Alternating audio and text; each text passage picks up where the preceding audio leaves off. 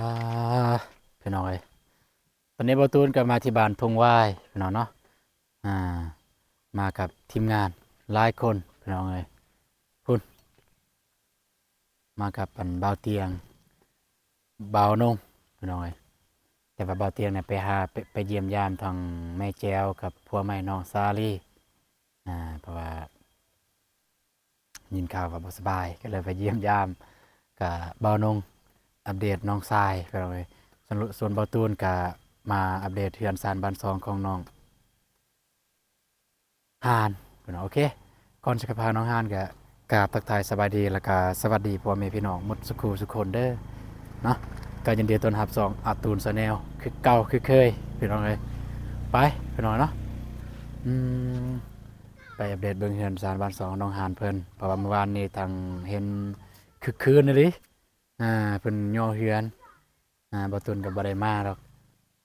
แต่ว่าบ่าวฝนบ่าวเจ็บเพิ่นได้มาทางนี้พี่น้องเอ้ย แต่ว่ามื้อนี้บ่เห็นมีคนเฮ็ดเฮือน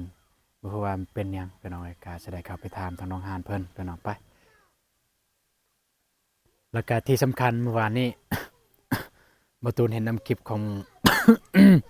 เบาเจ็บบ่วาน่ะเบาเจ็บหรือว่าฝนนี่แหละว่าน่ะอยู่เฮือนน้องหานเกิดอุบัติเหตุแปลว่าเบิดครอบครัวของน้องหานร้องไห้เลยจักแม่นไห้อีหยังก็บ่ตูนก็บ่ได้ฮู้รายละเอียดแม่นอีหยังพี่น้องไป ไปหาทางน้องหานพุ่นเพิ่นยังอยู่กองลางเฮือนโอ้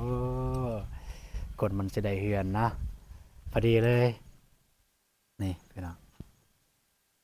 เฮือนน้องหานเพิ่นอืมเกาะเสาแต่ว่าตามรูปแบบก็11เสาตามมันนะตามแบบเพิ่นนะเพิ่นพี่น้องเนาะอืมโอ้มีหมักถั่วนี่สบายทางน้องหานเพิ่นมีสวนหลังบ้านก็ไม่ได้ปลูกหมักถั่วใหญ่อันนี้ก็ มีของกินแล้วน้องหานอ่า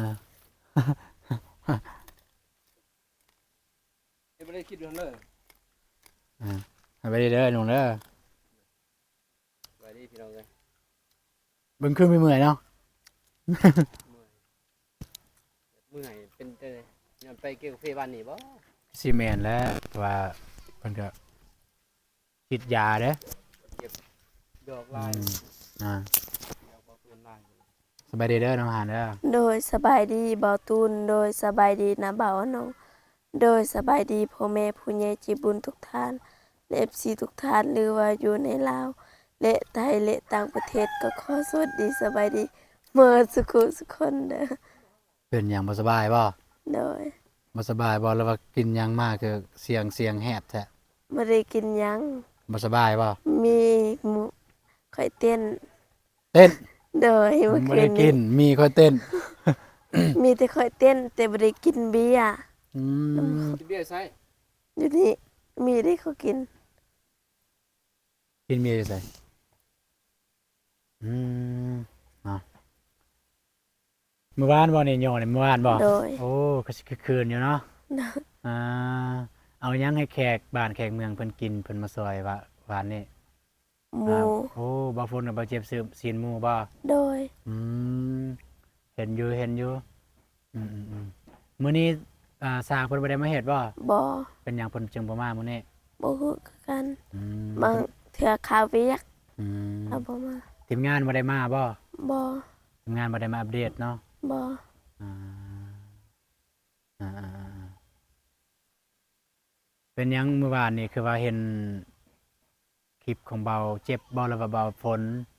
หวานพวกน้องร้องไห้ ให้ พอบ่สบาย พอบ่สบายโดยเป็นหยังบ่สบายบ่ฮู้คือกันเราตัวเข่งเลย โอ้เราโตแข้งแบบเจ็บบ่ฮู้โตวโดยแล้วไปโรงหมอบ่บออ้าวเดี๋ยวนี้เซาแล้วบ่เศร้าเฮ็ดจั่งใดจังเซาบ่ฮู้เรานอนพัก เรารู้สึกคืออยู่นี่อันลุอ๋อลุอยู่นี่ รู้สึกคือว่าแบบมีแบบคือว่าถึกไม้ถึกหยังแทงใส่แล้วมันลุบ่แม่นลุอีหยังลุ บ่ฮู้ว่าภาษาแห่ก็ได้ กลุอะเราเซ็งสะเด็บบึกอ่าอ่าแบบรู้สึกแบบนั้น โดย บัดนี้เฮ็ดแนวใดจึงเศร้าลูกเซ็งดูดอรหลังหาง อ่าแบบเจ็บนับอยู่หน้าผากนี่แล้วก็เจ็บสันหลัง โดย อ่าแล้วเฮ็ดแนวใดเพิ่นจึงเศร้าได้ พวกคอยนวดหลังนวดบ่ นวดโดยนวด คิดว่าทวงพี่เฮือนพี่ศาลบ่ได้ทวงบ่ได้ทวงพี่เฮือนพี่ศาลบ่แบบทวงขอบเลยนะ มี ว่ามื้อนี้ มี ทอบขอบเจ้า คร ที่ บ เจ้าทานนะ โดย มื้อนี้ย่อขึ้นย่อเฮือนใหม่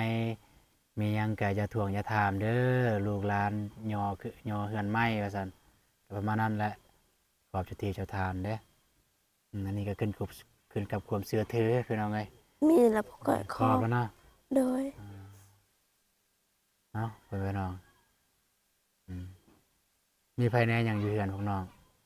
คนอื่นไปบ่แล้วก็มีแต่น้องอยู่ มืออื่นบ่ บ่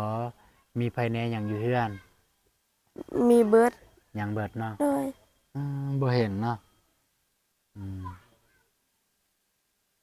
เนาะบ่ว่ากันพี่น้องเนาะเฮือนน้องฮานนี่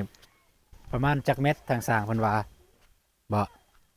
6คูณ5 6คูณ5บ่ โดยประมาณนั้น โอ้6คูณ5น้อยเด้6คูณ5โดย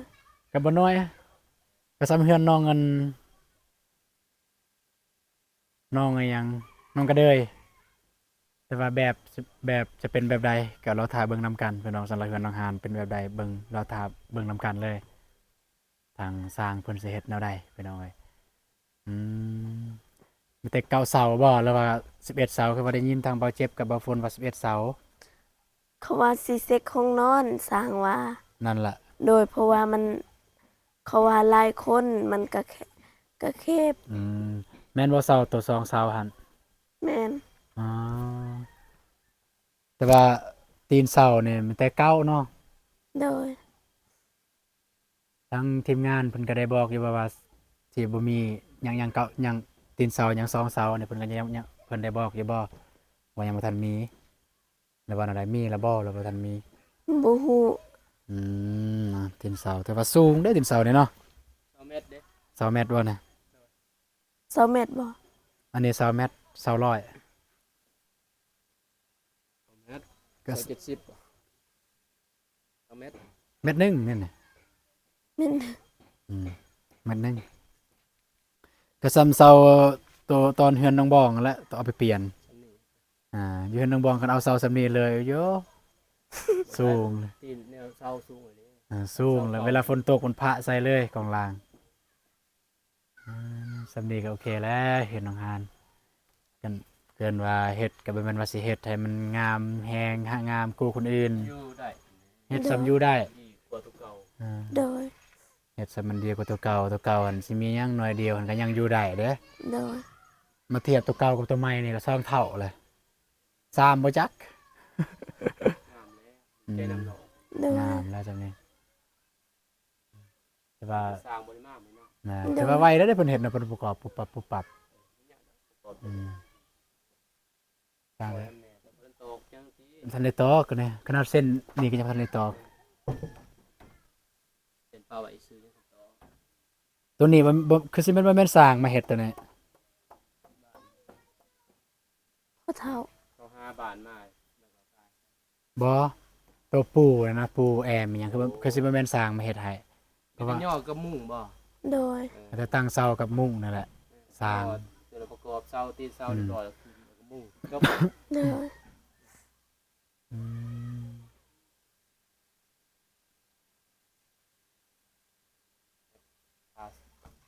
เอาเฮ็ดนี่ก็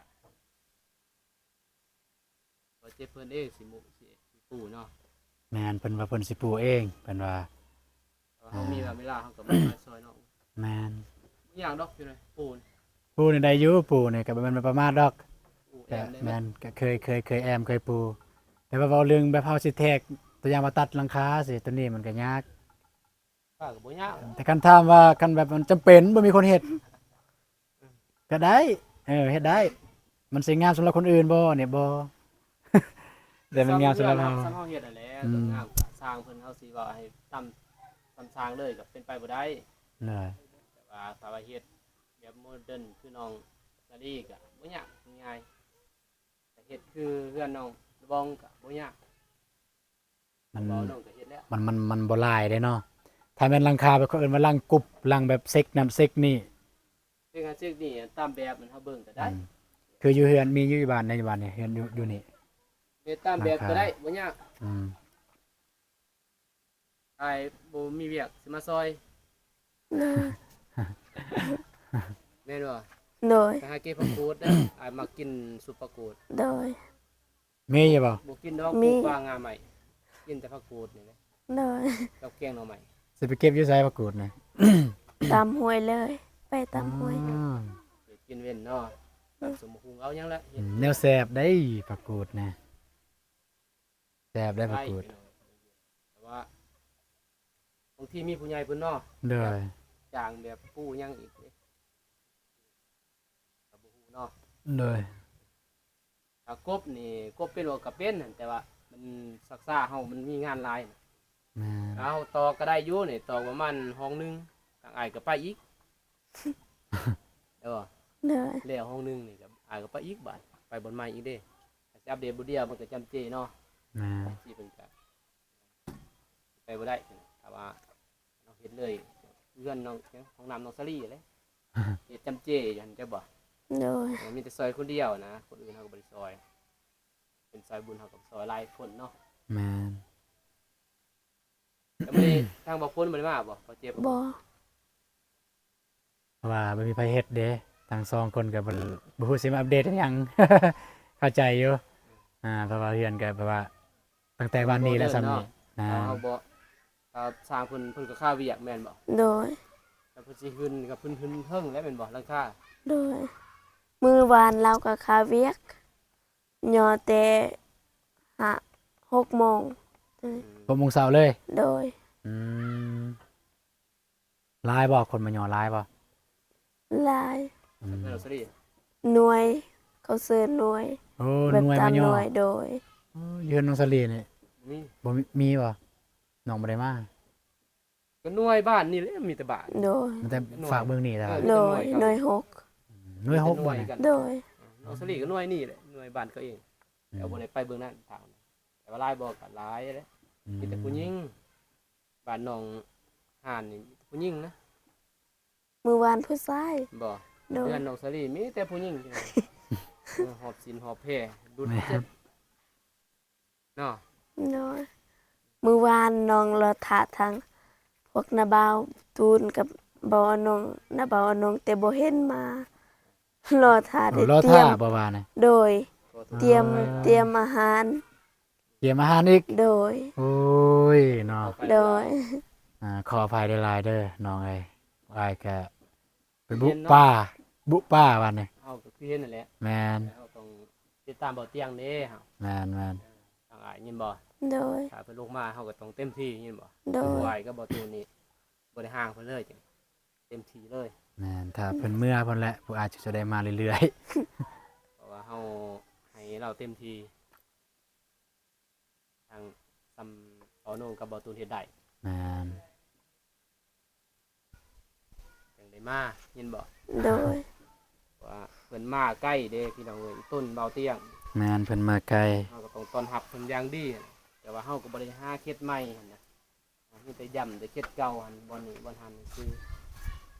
ก็เลยบ่ได้มาเห็นบ่ โดย มื้อนี้ก็ไปพูดก็ทางเบาเขตเบาเจ็บเพิ่นนั่นแหละหากับบ่เพิ่นตอนนั้นลงไปกับบ่เพิ่นมื้อนี้เขตน้อง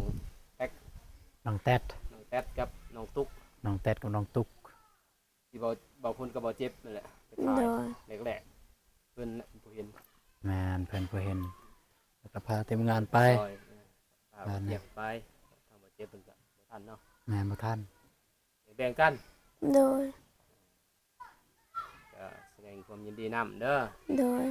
ได้ จะเล่นหลายเด้อ โดยได้เงินได้ซ่านแล้วก็ ก็ของฝันเป็นจริงแล้ว อืม แอบไปมุ่งจะไหนก็เดี๋ยวอยู่เลย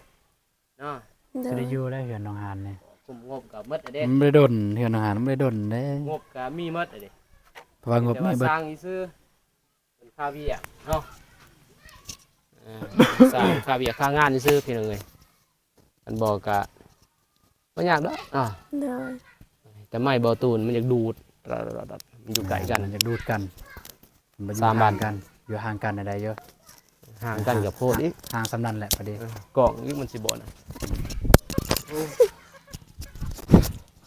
มีเงินก่อนซื้อใหม่แบบไอ้นง ไอ้นงติดอยู่นี่เลยมันจึงมาดูดจากน้องหานติดอยู่นี่มันจึงมาดูด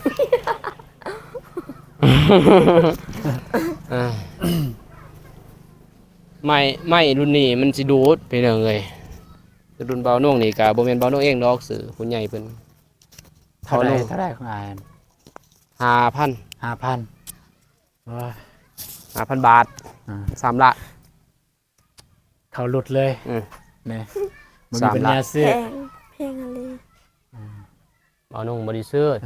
าศัยเงินเดือน YouTube ก็บ่พอดอกพออยู่ดอก2 เดือน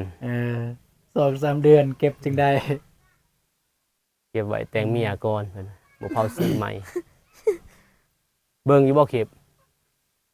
บ่ได้เบิ่งบ่ บ่ โอ้โหยังดอกเนาะ อืม คันเบิ่งสิเป็นเว้าอยู่ อืม นี่บ่ได้เบิ่งก็บ่เป็นเว้า อายสิเอาเมียน่ะได้ ฮู้อยู่บ่นี่บ่ฮู้เด้ อันนี้บ่ อีหลีแต่ว่าถ่ายเฮือนน้องหานแล้วก่อน สิเอาเอ้ยบ้องบ่ อ๋อ แล้ว คือว่าจั นี่ งซั่น แล้วนี่แล้วย่างพูนเนาะ แม่น ยังว่ากัน เอ้ยบ้อง มันไหวก่อนตอนนี้เพราะว่าออกพรรษาอยู่เด้ออกพรรษาราพระเจ้าเดี๋ยวนี้เป็นบ่เอาใหม่ปลามันบันเพียงเลยนี่ฮอดยามหนาวแหละนกก็อยากมีครูแม่นบ่ โดย น้องหานยิ้มเลยเนาะ โดย มื้อนั้นนี่ยิ้มมื้อนั้นหัวเลยบ่มื้อนั้นเห็นบ่แสดงละครมื้อนั้น เห็น แสดงจริงเลยผ่านจอ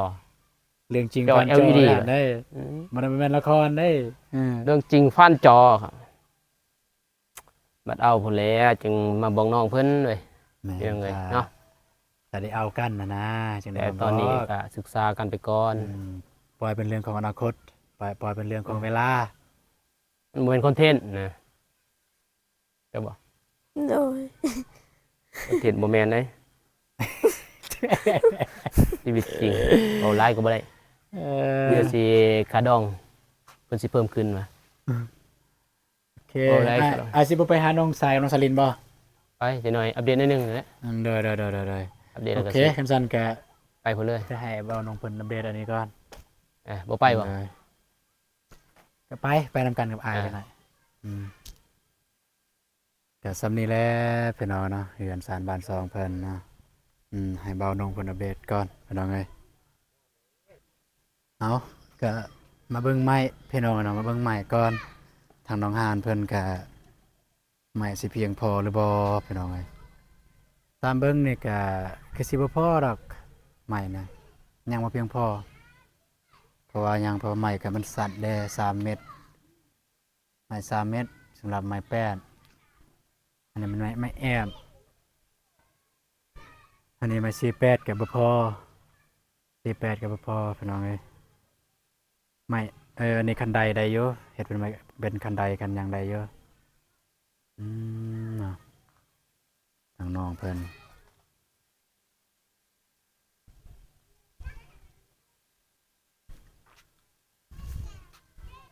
ก็บ่ได้หลายมันก็สิหลายกับแต่ไม้แป้นแต่ก็บ่เพียงบ่พอคืออย่างที่เห็นแล้วพี่น้องเอ้ยสำหรับไม้ที่มีอยู่ตอนนี้มันยังบ่พอพี่น้องถ้ามีแต่รอท่าเบิ่งทางเบาเจ็บเพิ่นสิว่าจังไดเพิ่นสิซื้อตื่มบ่หรือว่าจังไดเพราะว่างบนั้นมันทางเบาเจ็บเพิ่นพี่น้องเนาะก็อย่าลืมติดตามเบิ่งทางซองเบาเจ็บเบาฝนเบาวงเพิ่นพี่น้องทางเบาโตนเองก็มีแต่มาอัปเดตให้เบิ่ง ก็บ่ได้มีงบอีหยังก็มีแต่ว่าทางโปรเจกต์ทางทีมงานพี่น้องเอ้ย